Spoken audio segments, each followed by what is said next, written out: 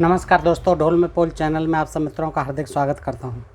दोस्तों, आज के वीडियो में हम देखेंगे कि किस तरह से इंद्र जो है अपनी मौसी के गर्भ में घुस जाता है और उसके गर्भ के 49 टुकड़े वहां वज्र से कर देता है। ये तो दोस्तों एक तरह से देख करके आपको भी आश्चर्य होगा सुन करके कि किस तरह से ये जो है अवैज्ञानिक कहानी इस पुराण में घुसेड़ दी गई है, जिसे मत्स्य पुराण कहते हैं। दोस्तों, ये मत्स्य महापुराण है, गीता प्रेस गोरखपुर की है और इसमें अध्याय 7वां है, पृष्ठ 33 है। इसमें दोस्तों ये बड़ी विचित्र कथा है कि दिति के गर्भ में घुस जाना और फिर गर्भ को विदीर्ण कर देना वज्र से, और उनके 49 टुकड़ों से फिर मरुत देवता 49 मरुत देवता यानी दिति के 49 पुत्र पैदा हो जाना। ये देखिए कितनी बड़ी विलक्षण कहानी है, विचित्र कहानी है और रोचक कहानी है दोस्तों। इसे हम जान लेते हैं आज और इंद्र का कारनामा भी देख लेते हैं कि किस तरह से वह सोई हुई मौसी के गर्भ में घुस जाता है। दोस्तों, इससे पूर्व जो है इसकी जो कहानी है 49 पुत्र होने की, उसके बारे में सूत जी ऋषियों को बताते हैं कि देखिए, ऋषि पूछते हैं कि किस तरह से 49 पुत्र हुए थे, ऐसा क्या तप किया था उन्होंने दिति ने। और दिति के बारे में बता दूं दोस्तों, ये दिति जो है ये मौसी थी इंद्र की, कश्यप के लिए ब्याही गई थी और ये इंद्र आदि देवता जो हैं सारे ये कश्यप के पुत्र थे। और जो दिति और अदिति दोनों बहन थी, अदिति से सारे देवता पैदा हुए और ये दिति से सारे राक्षस पैदा हुए, दैत्य कहते थे जिन्हें। तो जब देवासुर संग्राम हुआ था उसमें सारे देवताओं ने सारे राक्षसों को मार दिया। तो इससे जो है राक्षसों की जो दैत्यों की माता थी दिति, उसको बड़ा दुख होता है। और इंद्र जो है वो अदिति का पुत्र था, देवता था, देवराज था। तो दिति जो है तपस्या करती है और ये चाहती है कि मेरा ऐसा पुत्र पैदा हो जो इंद्र को मार दे, क्योंकि इसने मेरे सारे पुत्रों को मार दिया है। इसके लिए वो जो है बहुत अनुष्ठान करती है, व्रत करती है, तपस्या करती है। तो दोस्तों, ऋषि सूत जी कथा सुनाते हैं कि कैसे जो उसके 49 पुत्र हुए थे। तो देखिए, इसके लिए वो जो है एक मदन द्वादशी व्रत, जैसे कि हमारे देश में 8 बार न्यौ त्यौहार बताते हैं दोस्तों, और ये कहते हैं कि इस तरह से तमाम जो 7 बार न्यौ त्यौहार, और ये कहते हैं कि रोज़ाना पड़वा से लेके अमावस्या तक, पूर्णिमा तक हर दिन कोई न कोई व्रत जो है बना दिया गया है, कभी पुत्रों के लिए, कभी धन प्राप्ति के लिए, कभी नौकरी प्राप्ति के लिए, रोज़गार प्राप्ति के लिए, कभी बिजनेस में बढ़ावा के लिए। तो इस तरह से सारे व्रत भी बनाए हुए हैं जिनको जो है लोग रखते हैं, आज भी प्रचलित हैं। और ये इन सभी महापुराणों में, इन कथा कहानी की पुस्तकों में लिखे हुए हैं दोस्तों, ख़ासतौर से इन पुराणों में। तो इसमें भी ये जो 49 पुत्र हुए हैं दिति के, इससे भी इसको जोड़ दिया गया है मदन द्वादशी व्रत को। और मदन द्वादशी व्रत जो करती है वो किसी ऋषि के कहने से। तो सूत जी कहते हैं, ऋषियों आइए सुनते हैं दोस्तों कि ऋषियों, पूर्व काल में वशिष्ठ आदि महर्षियों ने दत्त के प्रति जिस उत्तम मदन द्वादशी व्रत का वर्णन किया था, उसी को आप लोग मुझसे विस्तार पूर्वक सुनिए। कैसे होता है मदन द्वादशी व्रत, जिससे पुत्र प्राप्त होते हैं। 49 पुत्र प्राप्त हुए, तो जिनको पुत्र नहीं प्राप्त होते हैं उनको जो है पुत्र प्राप्त करने हैं। तो ये मदन द्वादशी व्रत भी सुन लीजिए किस तरह से करना है। व्रतधारी को चाहिए कि वह चैत्र मास में शुक्ल पक्ष की द्वादशी तिथि को श्वेत चावलों से परिपूर्ण एवं छिद्र रहित एक घट स्थापित करे, यानी एक घड़ा जो स्थापित करे और उसमें चावल भर ले, उस पर श्वेत चंदन का अनुलेप लगा हो और वह श्वेत वस्त्र के 2 टुकड़ों से आच्छादित हो। उसके निकट विभिन्न प्रकार के ऋतुफल और गन्ने के टुकड़े रखे जाएं। वह विविध प्रकार की खाद्य सामग्री से युक्त हो और उसमें यथाशक्ति सुवर्ण खंड भी डाला जाए, अपनी शक्ति के अनुसार उसमें सुवर्ण खंड यानी सोने का टुकड़ा भी डाला जाए घड़े में। तत्पश्चात उसके ऊपर गुड़ से भरा हुआ तांबे का पात्र स्थापित होना चाहिए। देखिए, विधि बता रहे हैं सूत जी। उसके ऊपर केले के पत्ते पर काम तथा उसके वाम भाग में शक्कर समन्वित रति की स्थापना करे। फिर गंध धूप आदि उपचारों से उनकी पूजा करे और गीत वाद्य आदि का भी प्रबंध करे। अर्थाभाव के कारण गीत वाद्य आदि का प्रबंध न हो सकने पर मनुष्य को कामदेव और भगवान विष्णु की कथा का आयोजन करना चाहिए, कथा करानी चाहिए। पुनः कामदेव नामक भगवान विष्णु की अर्चना करते समय उन्हें सुगंधित जल से स्नान कराना चाहिए। भगवान विष्णु को कामदेव मान करके उनकी स्तुति करनी चाहिए। श्वेत पुष्प अक्षत और तिलों द्वारा उन मधुसूदन की विधिवत पूजा करें। उस समय उन विष्णु के पैरों में कामदेव, जंघाओं में सौभाग्यदाता, उरुओं में स्मर, कटभाग में मन्मथ, उदर में स्वेच्छधर, वक्षस्थल में अनंग, मुख में पद्ममुख, बाहुओं में पंचसर और मस्तक में सर्वात्मा को नमस्कार है, ऐसा कहे। यों कहकर भगवान केशव का सांगोपांग पूजन करे। तदनंतर प्रातःकाल वह घट ब्राह्मण को दान दे दे, सुबह होते ही। इतना करके जो है पुनः भक्तिपूर्वक ब्राह्मणों को भोजन कराकर स्वयं भी नमक रहित भोजन करे और ब्राह्मणों को दक्षिणा देकर इस मंत्र का उच्चारण करे। उस घट को दे दे ब्राह्मणों को, जिसमें सोना चांदी आदि भरा हुआ है, चावल भरे हुए हैं, खाने के खाद्य पदार्थों के टुकड़े भरे हुए हैं, सब दे दे। और उसके बाद केशव भगवान का पूजन करे और वह घट ब्राह्मणों को दान कर दे। भक्तिपूर्वक ब्राह्मणों को भोजन कराए, स्वयं भी नमक रहित भोजन करे और ब्राह्मणों को दक्षिणा दे और उस मंत्र का उच्चारण करे, जो संपूर्ण प्राणियों के हृदय में स्थित रहकर आनंद नाम से कहे जाते हैं। वे काम रूपी भगवान जनार्दन मेरे अनुष्ठान से प्रसन्न हों। इस विधि से प्रत्येक मास में मदन द्वादशी व्रत का अनुष्ठान करना चाहिए। व्रती को चाहिए कि वह द्वादशी के दिन एक फल खाकर भूतल पर शयन करे, धरती पर सोए और त्रयोदशी के दिन अगले दिन अविनाशी भगवान विष्णु का पूजन करे। 13वां महीना आने पर, हर महीने करना ही है, 13वां महीना आने पर घृत धेनु सहित, घृत यानी घी और धेनु सहित, गाय सहित समस्त सामग्रियों से संपन्न सैया। अब ब्राह्मणों को देना है, क्या क्या देना है? गाय जो कि ब्याई हुई हो, घी बनता हो, दूध देती हो, घृत धेनु सहित एवं समस्त सामग्रियों से संपन्न सैया, बेड जो है पूरा, तकिया बिस्तर सब कुछ, चादर वादर आदि। कामदेव की स्वर्ण निर्मित प्रतिमा, कामदेव की सोने की प्रतिमा और श्वेत रंग की दुधारू गौ, श्वेत रंग की, सफ़ेद रंग की दुधारू गाय अनंग कामदेव को समर्पित करे, कामदेव को समर्पित करे यानी, और अनंग के उद्देश्य से ब्राह्मण को दान दे, यानी ब्राह्मण ही कामदेव हैं, उस समय ब्राह्मण को ही कामदेव मान करके दान दे। इतनी चीज़ें उस समय शक्ति के अनुसार वस्त्र एवं आभूषण आदि द्वारा सपत्नीक ब्राह्मण की पूजा करके, सपत्नीक करे ब्राह्मण की पूजा, और उन्हें सैया और सुगंध आदि प्रदान करते हुए ऐसा कहना चाहिए कि आप प्रसन्न हो, ब्राह्मण देव आप प्रसन्न हो, ऐसा कहना चाहिए। देखिए क्या विधान बना रखे हैं इन्होंने। फिर कहते हैं कि ये जो है इस तरह से हमारी बुराई, हम बुराई कहाँ कर रहे हैं? आपके ब्राह्मणों ने, ये आपके पूर्वजों ने क्या क्या बेतुकी बातें लिख दी हैं। तत्पश्चात उस धर्मज्ञ व्रती को गौदुग्ध से बनी हुई, गौदुग्ध से, गाय के दूध से बनी हुई हवे, खीर और श्वेत तिलों से कामदेव के नामों का कीर्तन करते हुए हवन करना चाहिए। ये और जलाओ, उसमें तिल जलाओ, आग में कीर्तन करो, हवन करो, घी जलाओ, खीर जलाओ उसमें बना के। ये और है, किसी आदमी को मत खिलाओ ब्राह्मण के सिवाय, फिर अग्निदेव को खिलाओ। पुनः कृपणता छोड़कर, कृपण कंजूसी छोड़ो, फिर भी कंजूसी छोड़कर ब्राह्मणों को भोजन कराना चाहिए, जितने भी ब्राह्मणों को भोजन करा दे, और उन्हें यथाशक्ति गन्ना और पुष्पमाला प्रदान कर संतुष्ट करना चाहिए। अब देखो दोस्तों, इसमें कोई चीज़ बाकी नहीं रही जो ब्राह्मणों को न दी जाए। गाय से लेके, सोने से लेके, खाने से लेके, पीने से लेके, तिल से लेके, घी से लेके, गुड़ से लेके, तिल आदि, श्वेत वस्त्र, सैया, बिस्तर, बेड, सब कुछ जो है ब्राह्मणों को दान दे। और फिर 49 पुत्र, कम से कम एक तो होगा ही होगा। संतान उत्पत्ति के लिए मदन द्वादशी यानी कामदेव की द्वादशी, कामदेव की द्वादशी का व्रत जो इस तरह करना चाहिए, जो सब विधि सूत जी महाराज बता रहे हैं। और आज जो है पंडित जी पढ़ के यही कथावाचक जो यही कराते हैं और अपना धंधा कर रहे हैं। दोस्तों, जो इस विधि के अनुसार इस मदन द्वादशी व्रत का अनुष्ठान करता है, वह समस्त पापों से मुक्त होकर भगवान विष्णु की समता को प्राप्त हो जाता है। और मूर्ख बनने वाले मूर्ख बन रहे हैं आज भी।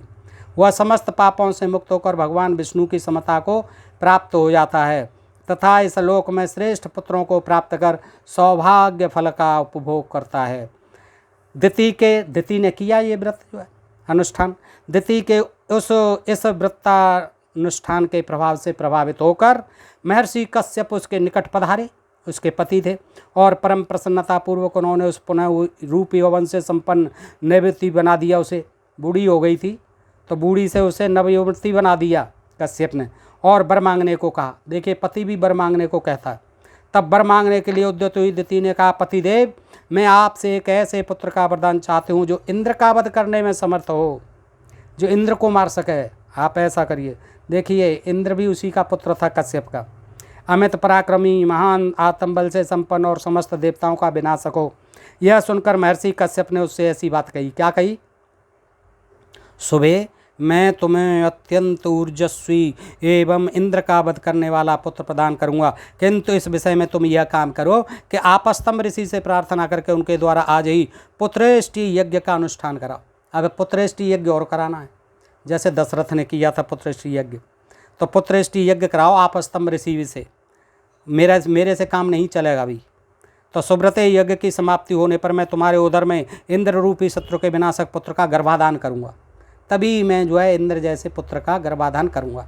पहले आपस्तंभ ऋषि से पुत्रेष्टि यज्ञ और कराओ। तत्पश्चात महर्षि आपस्तंभ ने उस अत्यंत खर्चीले, बहुत खर्चा होता है, पुत्रेष्टि यज्ञ का अनुष्ठान किया। उस समय उन्होंने इंद्र शत्रुरथ स्वः, इंद्र का शत्रु उत्पन्न हो, इंद्र शत्रुरथ स्वः, इस मंत्र से विस्तार पूर्वक अग्नि में आहुति दी। इंद्र शत्रुभर्व स्वः, इंद्र शत्रुभर्व स्वः। इस यज्ञ से देवताओं को रुष्ट होना चाहता था, परंतु वे यह जानकर प्रसन्न हुए कि दैत्यों और दानवों को इस यज्ञ फल से विमुख होना पड़ेगा। यज्ञ की समाप्ति के बाद कश्यप ने दिति के उदर में गर्भाधान किया। अब जो उन्होंने गर्भाधान किया और पुनः उससे कहा, वरानने 100 वर्षों तक तुम्हें इसी तपोवन में रहना है। अब हिदायत दे रहे हैं गर्भाधान करके। क्या कह रहे हैं अपनी पत्नी दिति से कि तुम्हें 100 वर्षों तक, यानी 100 वर्षों तक इस तपोवन में रहना है और इस गर्भ की रक्षा के लिए प्रयत्न करना है। 100 साल में पकेगा ये गर्भ, जो है अभी कच्चा रहेगा 100 साल तक। तो क्या करना है? तप करना है और वन में ही रहना है। और क्या क्या करना है कि संध्या काल में भोजन नहीं करना है, उसे न तो कभी वृक्ष के मूल पर, जो ये इस तरह का साधन है, ये जो तप कर रही हो तुम, इसमें क्या करना है, जैसे ऐसी स्त्री को उसे न तो कभी वृक्ष के मूल पर बैठना चाहिए, वृक्ष की जड़ पर नहीं बैठना चाहिए, न उसके निकट ही जाना चाहिए वृक्ष की जड़ के। घर की सामग्री मूसल और ओखली आदि पर न बैठें। मूसल और ओखली हुआ करते थे दोस्तों उस समय। मूसल और ओखली पर न बैठें। जल में घुसकर स्नान न करें, बाहर से करें। सुनसान घर में न जाएं किसी के में।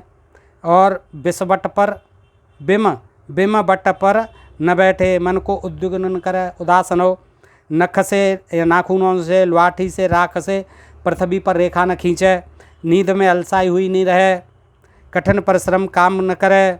भूसी, लाठी, भस्म, हड्डी और खोपड़ी पर न बैठे। लोगों के साथ वाद विवाद न करे।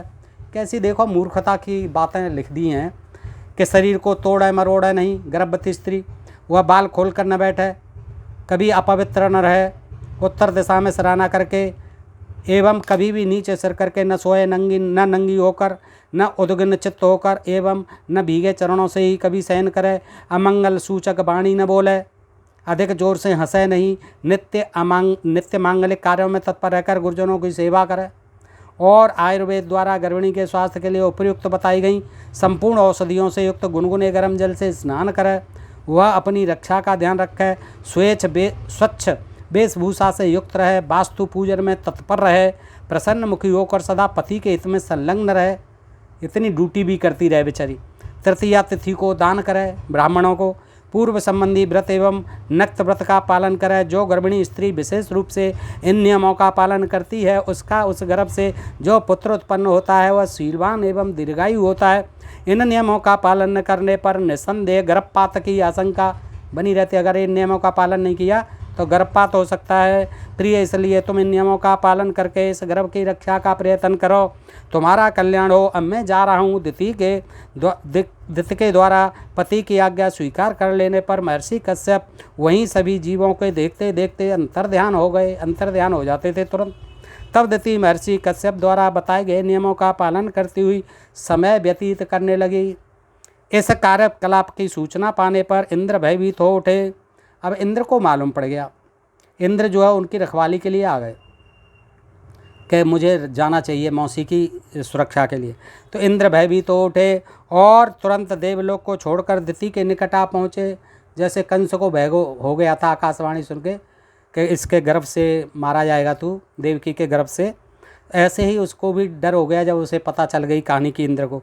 तो वे दिति की सेवा करने की इच्छा से उसके समीप ही रहने लगे। ये कहने लगा, मौसी मैं तेरी देखभाल करूँगा, और वहीं रहने लगे।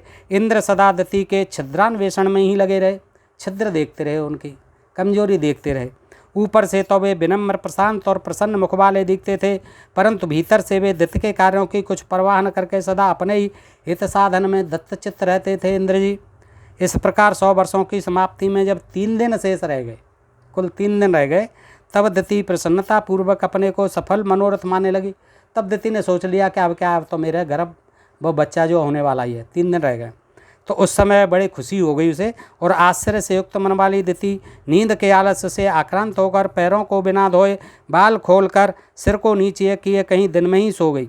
अब जो है उसे खुशी थी, और उसने कह भी दिया था कि तेरे मेरे गर्भ से जो होगा बेटा वो तेरा दुश्मन होगा, लेकिन तेरे मैं कह दूंगी तो तेरे साथ वो भाई का सा ही व्यवहार करेगा, इसलिए तो चिंतित मत हो।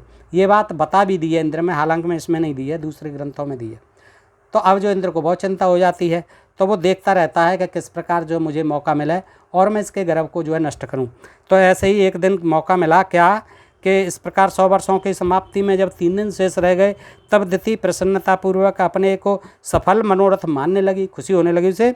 उस समय आश्चर्य से युक्त मन वाली दिति नींद के आलस्य से आक्रांत होकर पैरों को बिना धोए, बाल खोलकर, सिर को नीचे किए कहीं दिन में ही सो गई। तब दिति की उस त्रुटि को पाकर सची के प्राणपति देवराज इंद्र उसके उदर में प्रवेश कर गए। बस सोती हुई देख लिया, सोई उसके उदर में घुस गए इंद्र जी, और अपने वज्र से उस गर्भ के 7 टुकड़े कर दिए। गर्भ वज्र को लेके भी घुसे, ये देखिए, और गर्भ में घुस करके उसको मारने कूटने लगे, गर्भ को वज्र से प्रहार करने लगे। तो गर्भ के 7 टुकड़े कर दिए पहले। उन टुकड़ों से सूर्य के समान तेजस्वी 7 शिशु उत्पन्न हो गए। देखिए करामात की बात, अब 7 शिशु जो थे वो शिशु पैदा हो गए सूर्य के समान तेजस्वी। वे रोने लगे, रो रहे थे वो, बताइए, मर गए, गर्भ में टुकड़े हो गए 7 एक गर्भ के, फिर भी वो कुमार बन गए और वो रोने लगे। रोते हुए उन 7 शिशुओं को इंद्र ने मना किया, रो मत। परंतु जब वे चुप नहीं हुए, तब इंद्र ने पुनः रोते हुए शिशुओं में से प्रत्येक के 7 टुकड़े कर दी। अब तुम ऐसे नहीं मानोगे, ऐसे चुप नहीं होगे। तो हर एक टुकड़े के फिर 7 टुकड़े वज्रों से कर दिए। तो इस तरह से 49 टुकड़े हो गए। उस समय भी इंद्र दिति के उदर में ही स्थित थे। तब तक ये कारनामा कर रहे थे और दिति सो रही थी। इस प्रकार वे टुकड़े 49 शिशुओं के रूप में परिवर्तित होकर जोर जोर से रुदन करने लगे और फिर जोर जोर से रोने लगे। इंद्र उन्हें बारंबार मना करते हुए कह रहे थे कि मत रो, परंतु वे जब चुप नहीं हुए, तब इंद्र ने मन में विचार किया कि इसका रहस्य क्या है। अब इंद्र सोचने लगे चुप क्यों नहीं हो रहे, रहस्य क्या है इसका, रहस्य सोचने लगे। किस धर्म के मातम से ये सभी मेरे वज्र द्वारा काटे जाने पर भी पुनः जीवित हैं। ये जीवित हैं, 49 हो गए और रो भी रहे हैं, ये मर क्यों नहीं रहे हैं, ये क्या बात है। तत्पश्चात ध्यान योग किया इंद्र ने, और ध्यान योग के द्वारा इंद्र को ज्ञात हो गया कि ये मदन द्वादशी व्रत का फल है। अब ध्यान लगाया उसने, खोज की इंद्र ने, तो वो बोला, अरे ये तो मदन द्वादशी व्रत का फल है। इसने मदन द्वादशी व्रत किया है, इसलिए 1 के 49 हो गए जी, और मर भी नहीं रहे हैं। 1 से 7 और 7 से 49 हो गए और रो ही रहे हैं। अवश्य ही श्री कृष्ण के पूजन के प्रभाव से इस समय यह घटना घटी है। अब विष्णु की पूजा हुई थी, कृष्ण जी की पूजा हो गई, मदन द्वादशी कृष्ण के पूजन से के प्रभाव से यह घटना हो रही है। जो वज्र द्वारा मारे जाने पर भी ये शिशु विनाश को प्राप्त नहीं हो रहे हैं। इसी कारण उदर में स्थिर रहते हुए 1 से अनेक 49 हो गए। इसलिए अवश्य ही ये अवध हैं, मारने योग्य नहीं है, मर नहीं सकते। और मेरी इच्छा है कि ये देवता हो जाए। इंद्र जो है कह रहा है कि ये देवता हो जाए। चूँकि गर्भ में स्थित रहकर रोते हुए इनको मैंने मारुदत कहा था, मारुदत मत रो मारुदत कहा था, इसलिए ये मरुत नाम से प्रसिद्ध होंगे। इसलिए इनका नाम क्या हो जाएगा, मरुत देवता। मत रो मारुदत, इसलिए हो गए मारुत। दोस्तों ये भी आपको पता चल गया होगा कि मारुत देवता जो है किस तरह से पैदा हुए। मत रो ऐसा का इसलिए मरुत नाम से प्रसिद्ध होंगे, और इन्हें भी यज्ञों में भाग्य मिलेगा। जैसे कि इंद्र को मिलता है, विष्णु को मिलता है, अग्नि को मिलता है, पृथ्वी वायु जल और देवताओं को मिलता है, ऐसे इन देवताओं को भी यज्ञ में भाग मिलेगा, यानी यज्ञ के भाग के अधिकारी होंगे। ऐसा कहकर इंद्र दिति के उदर से बाहर निकल आए और दिति को प्रसन्न करके उनसे क्षमा याचना करने लगे। अब उन्हें हंसाने लगे, प्रसन्न कर दिया और फिर क्षमा याचना करने लगे पैरों में पड़ के। देवी अर्थशास्त्र का आश्रय लेकर मैंने यह दुष्कर्म कर डाला है, मुझे क्षमा करो। अब पता नहीं कौन सा अर्थशास्त्र लगाया था, अर्थशास्त्र का आश्रय लेकर ही मैंने यह दुष्कर्म कर डाला है, मुझे क्षमा करो मौसी जी। इस प्रकार देवराज ने मरुदगण को देवताओं के समान बनाया और पुत्रों समेत दिति को विमान में बैठाकर मरुतों को और दिति को अपने साथ स्वर्ग को ले गए। विप्रवरों, ब्राह्मणों, इसी कारण मरुदगण यज्ञों में भाग पाने के अधिकारी हुए। उन्होंने असुरों के साथ एकता नहीं की। यद्यपि असुरों की माता से ही पैदा हुए थे, लेकिन वो देवताओं के साथ भाग मिलने लगा उन्हें यज्ञों में, इसलिए उन्होंने देवताओं के प्रिय हो गए। 49 और मिल गए देवताओं में। असुरों के साथ उन्होंने एकता नहीं की, इसलिए वे देवताओं के प्रेम पात्र हो गए। इस तरह से दोस्तों मैंने ये मत्स्य महापुराण से आपके सामने रखा। बताइए ये प्रकरण आपको कैसा लगा दोस्तों। ऐसे ही प्रकरण सुनते रहने के लिए अपने प्रिय चैनल ढोल में पोल को सब्सक्राइब करते रहें। आज के लिए इतना ही। सुनने के लिए बहुत बहुत आभार। नमस्कार। जय हिंद, जय भारत दोस्तों।